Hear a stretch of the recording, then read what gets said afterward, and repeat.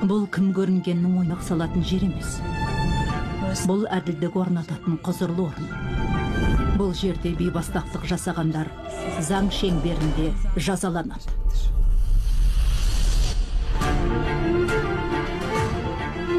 Барлық бақытты отбасылар бір-біріне ұқсайды.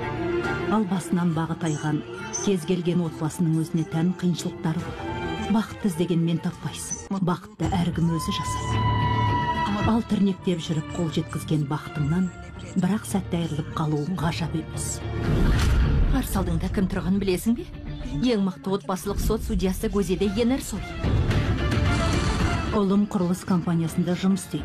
Құрылыс инженері. Өзің не деп тұрсың? Мен $1 миллион биткоин сатып алдым. Әкемнің сені тапсырған ақшасын алдым. Ол тіпті өзімнің де ақшам емес. Ал қызым медицина факультетінде оқиды.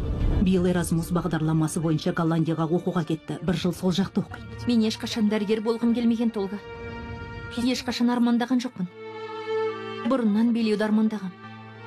Енді билеймін. Сүйікті жарыма, бәріңіздің алдарыңызда алғысымды айтқым келеді. Асыл жарым, саған қарыздармын. Сіздерге қонағымды таныстырғым келіп тұр. Мына сұлу әрі жас келіншек менің 30 жыл отасқан күйеуім, Тарықтың 5 жыл бұрын үйленген әйелі. Ал мына сүйкімді қыз Тарықтың қызы. Бүгіннен бастап алданған арман телехикаясы Қазақстанда.